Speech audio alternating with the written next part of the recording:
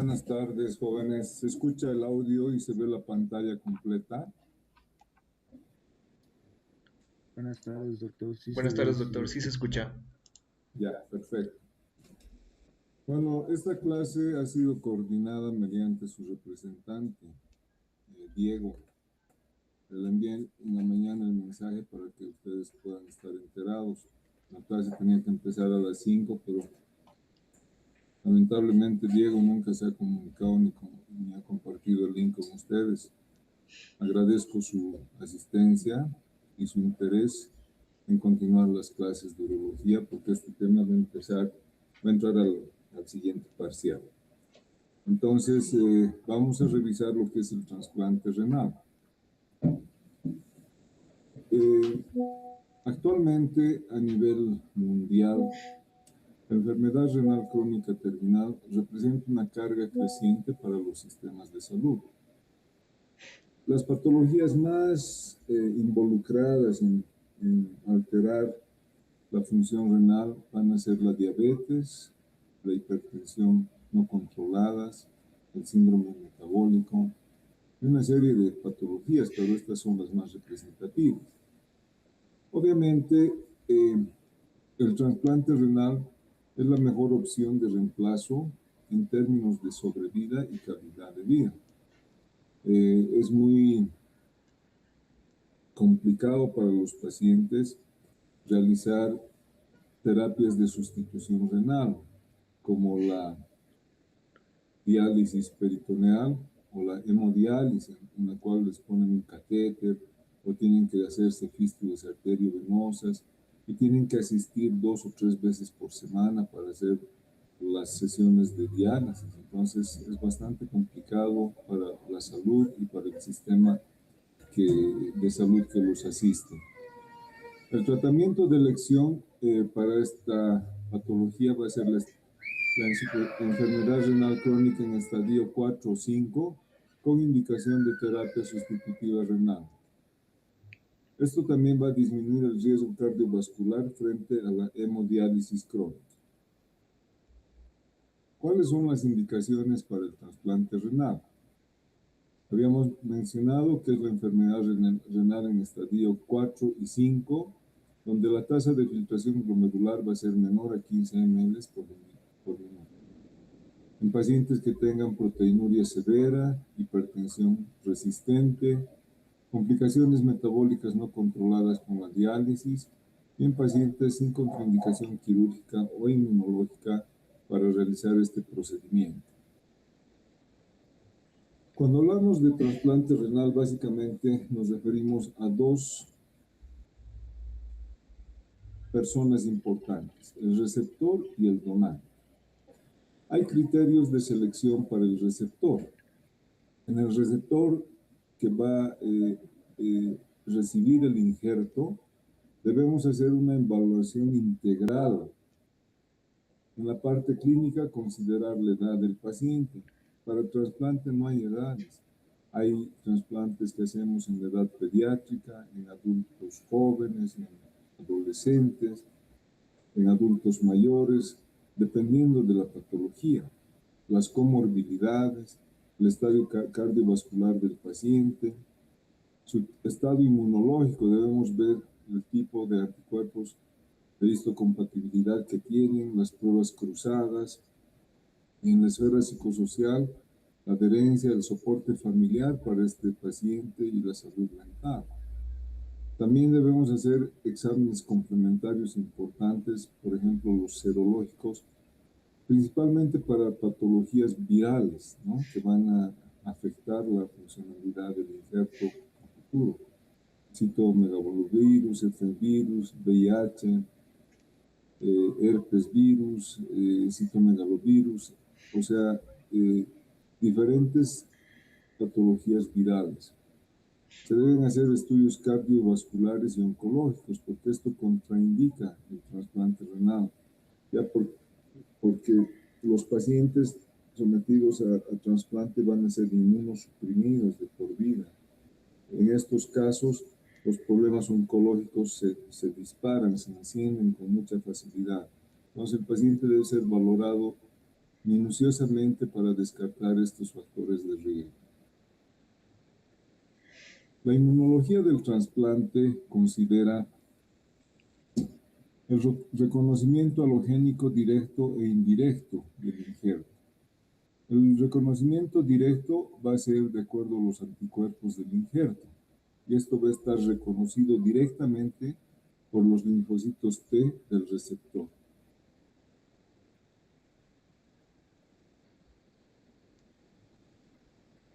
Y de manera indirecta, el receptor va a presentar péptidos del injerto que van a ser reconocidos también por el sistema inmunológico.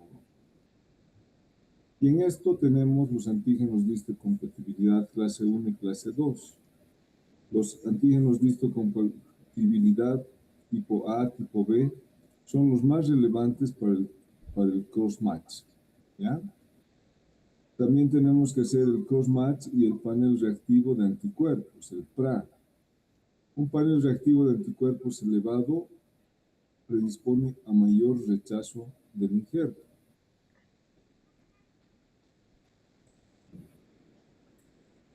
Y el cross-match positivo es directamente una contraindicación absoluta, porque esto va a producir ya una inmunización previa en el receptor.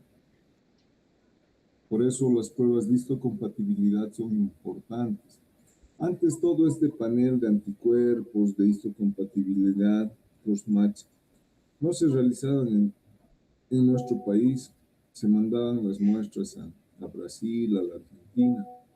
Actualmente ya la tecnología nos ayuda en este sentido. Y en CELADIS, por ejemplo, y en el Hospital Obrero, hay grupos de trabajo específicos para trasplante renal que van a tipificar este problema inmunológico. Los tipos de donantes pueden ser dos. Los donantes vivos, que pueden ser relacionados o no relacionados, relacionados padres-hijos, abuelos-nietos, hermanos, y no relacionados cuando una persona dona su riñón a otra persona ajena. Obviamente esto va a depender el menor tiempo de isquemia en el procedimiento quirúrgico. De donante vivo sacamos el injerto del receptor y lo implantamos directamente en el donante.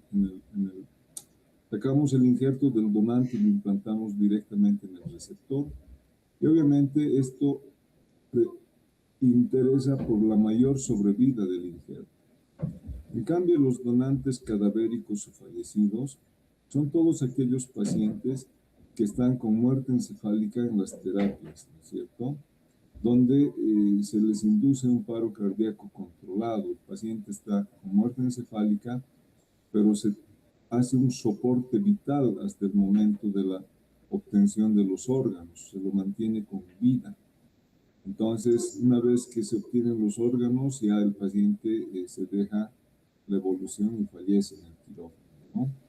Obviamente, cuando hablamos de donantes cadavéricos, esto nos predispone a una mayor disponibilidad de injertos, pero hay mayor riesgo de difusión del injerto.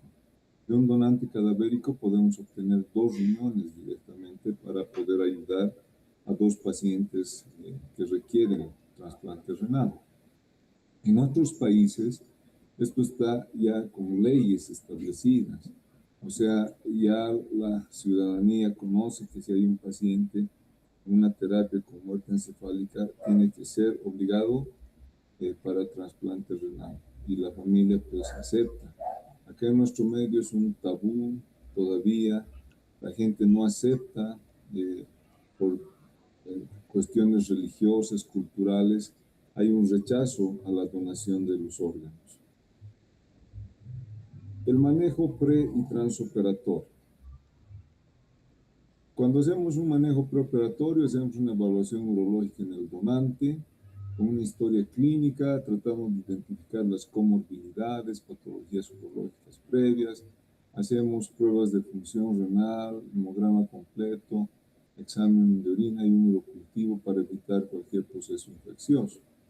En estudios de imágenes hacemos una ecografía renal vesical prostática, vemos el hueco pélvico, hacemos un estudio muy importante que es la angiotomografía, la gammagrafía renal para ver la función renal.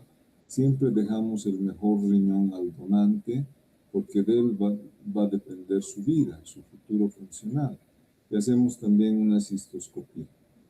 Acá tenemos, por ejemplo, una angiotomografía donde vemos unas arterias únicas con bifurcación hacia el riñón, una rama anterior y posterior. Aquí también vemos lo mismo, una bifurcación preiliar. Siempre la tendencia mejor es sacar el lado izquierdo, porque tenemos una vena más larga y una arteria más larga. En cambio, en el lado derecho la vena renal es muy cortita. De preferencia se saca el riñón izquierdo. Acá tenemos otra arteriografía donde vemos una bifurcación aórtica de dos arterias. Entonces, en este caso hay que pensar bien cuál lado vamos a sacar, porque esto meritaría una cirugía de banco. Es decir, sacamos la parte arterial, en la cirugía de banco tenemos que unir y convertir en una sola arteria. Acá tenemos otra angiotac, donde vemos una arteria polar inferior, por ejemplo. Entonces, que hay que tener mucho cuidado en respetar esto en la disección vascular, porque si lesionamos esto, producimos una isquemia del polo inferior y comprometemos la irrigación del uréter, ¿no? Entonces, la angiotac nos permite planificar el tipo de cirugía que vamos a hacer. Hacemos una valoración de la vía urinaria inferior con cistografías de relleno, cistoscopías con una capacidad vesical mínima de 250 cc para la capacidad vesical, y también colocamos un catéter doble J en estos pacientes que los vamos a retirar entre el 21 y 30 días postoperatorios en el receptor. Y tenemos una uretrografía para ver, digamos, el residuo postmiccional, la integridad de la vía urinaria inferior. Tenemos un paciente donante o que va a ser el receptor con hiperplasia prostática. Entonces, antes de la cirugía del trasplante, yo debo hacer una cirugía transuretral de próstata para dejar libre, expedita la vía urinaria inferior, porque no es lo mismo operar al receptor antes del trasplante renal que con el injerto. Corremos riesgos para la función renal. Les decía, siempre dejamos un catéter doble J en el neoimplante que lo retiramos a los 21 y 30 días del postoperatorio. Las técnicas quirúrgicas en el donador. Generalmente les decía, la nefrectomía de preferencia es en el lado izquierdo, por la longitud del pedículo, pero también se puede hacer nefrectomía en el lado derecho, si es que no hay una mejor opción. Les decía, siempre dejamos el mejor riñón para el donante renal. Esta nefrectomía puede ser por vía abierta, por vía laparoscópica o por vía robótica. Actualmente la tendencia actual es hacer cirugía laparoscópica, que es de mínima invasión, para la obtención del órgano. En el Hospital Obrero nosotros todavía estamos haciendo las lumbotomías en posición de cúbito lateral. Hacemos una incisión de unos 15-20 centímetros en la región lumbar para llegar al retroperitoneo y hacer la nefrectomía correspondiente. En el receptor, una vez obtenido el riñón, hacemos una cirugía de banco para limpiar la grasa excedente, revisar la parte vascular, la hemostasia, revisar la arteria, la vena para poder hacer la implantación. Entonces, una vez que hacemos la cirugía de banco, lo primero que se hace es la anastomosis vascular en las arterias ilíacas. Primero vamos a anastomosar la vena, después la arteria con clamps, después soltamos la irrigación y después hacemos la ureteroneocistostomía o reimplante ureteral. Para este reimplante ureteral hay dos técnicas bien conocidas, que es la técnica de Politano, donde abrimos la vejiga e implantamos el riñón, pero actualmente la de menor invasión es la de Lich-Gregoire, ¿ya? Es una técnica extravesical con una incisión mínima y con menos riesgo de complicaciones. El riñón trasplantado lo podemos poner en fosa ilíaca derecha o en fosa ilíaca izquierda, dependiendo de la obtención del órgano. También puede hacer un manejo y complicaciones técnicas en este procedimiento. Habitualmente la anastomosis renal son con los vasos ilíacos externos y se procede al reimplante ureteral. ¿Qué complicaciones podemos tener en este tiempo quirúrgico? Puede haber una trombosis arterial, una trombosis venosa, que es una emergencia urológica. Debemos volver a ingresar nuevamente para poder salvar el riñón. Es por eso que constantemente en el transoperatorio hacemos lavados con heparina en los vasos renales para evitar la trombosis. Puede haber una estenosis o acodadura ureteral que va a condicionar a una ectasia, una hidronefrosis. Pueden haber linfoceles, una hemorragia del pedículo si es que no hacemos una sutura adecuada, o la formación de hematomas. Algo también importante una vez realizado el trasplante es la inmunología del trasplante. Les decía que estos pacientes van a tender siempre a hacer un rechazo pese a las pruebas de cross-match o a las pruebas de antígeno histocompatibilidad. Entonces, para que el riñón sea aceptado, porque es un riñón de una persona ajena, a veces no relacionada, estos pacientes deben ser inmunosuprimidos. Entonces, la respuesta inmunitaria al injerto es por la presentación de los antígenos de histocompatibilidad y por la activación inmediata de los linfocitos T y B. Y pueden haber rechazos. Estos rechazos pueden ser hiperagudos en los minutos u horas por la formación de anticuerpos anti-histocompatibilidad. Puede ser un agudo celular cuando se presenta días o semanas después del trasplante. Esto es mediado por los linfocitos T. Puede ser agudo humoral cuando es mediado por anticuerpos. O un trasplante crónico, un rechazo crónico, cuando hay una lesión progresiva por esclerosis glomerular, fibrosis intersticial y atrofia tubular. La inmunosupresión se hace de inducción al inicio del trasplante. Ya cuando estamos con el receptor, una vez preparado el lecho operatorio, la parte vascular, ya se pueden aplicar anticuerpos monoclonales o policlonales en el receptor. Aquí ponemos el basiliximab, que produce menos riesgo de infección, y la timoglobulina para pacientes de alto riesgo inmunológico. O sea, ya antes de colocar el injerto, ya le colocamos estos medicamentos al receptor. Hay una inmunosupresión de mantenimiento para que el trasplante sea aceptado y no rechazado. Y acá tenemos inhibidores de la calcineurina, como el tracolimus, la ciclosporina, que disminuye las interleucinas 2. Podemos usar antimetabolitos como el micofenolato, el mofetilo o la azathioprina, que inhiben y bloquean la proliferación linfocítica, y podemos usar también corticoides. Esto se debe hacer un ajuste de acuerdo al riesgo inmunológico y a los efectos secundarios en el paciente, de afecto a su metabolismo hepático o interacciones con antibióticos o antifúngicos.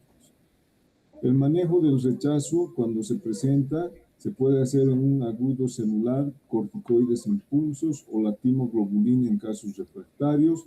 Cuando el rechazo es humoral, se puede hacer una plasmaféresis y aplicar el rituximab, o en rechazo refractario mediado por el complemento, el eculizumab. Toda esta medicación, jóvenes, es bastante cara, ¿no? Entonces, por ejemplo, el Ministerio de Salud tenía un programa de salud renal donde se hacía cargo del trasplante renal en la parte quirúrgica y sobre todo en el manejo inmunológico de inmunosupresión de estos pacientes. Entonces, para para un trasplante en forma privada realmente es bastante caro la medicación. Y si hay, digamos, así podemos hacer un seguimiento del rechazo con biopsias renales del injerto. ¿Cuáles son las complicaciones post-trasplante? Agudas hasta el primer mes post-trasplante, hemos hablado del rechazo agudo, pueden haber infecciones urinarias o pueden haber infecciones virales, citomegalovirus, bacilo de Koch u otros virus.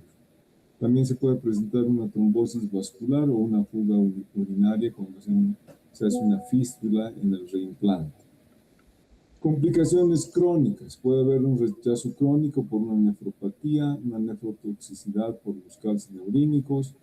Pueden complicarse, les decía, los pacientes con la aparición de neoplasias, el linfoma, los cánceres de piel y las infecciones oportunistas, ¿no? Acá tenemos el citomegalovirus, donde podemos usar el valganciclovir para tratarlo. Puede presentarse una tuberculosis. Ahí en esos casos reducimos la dosis de inmunosupresión. Puede hacerse una neumonía por Pneumocystis syrovensi, tratada en forma profiláctica con sulfas. Pueden presentarse candidiasis, la presencia de herpes o una tuberculosis. ¿Cuál es el pronóstico y sobrevida? La sobrevida de un injerto renal va de 1 a 5 a 10 o hasta 15 años. Depende de cómo se cuide el paciente. No va a ser un riñón eterno como los riñones nativos, pero ese tiempo de sobrevida le da calidad de vida al paciente, es decir, lo saca de las diálisis.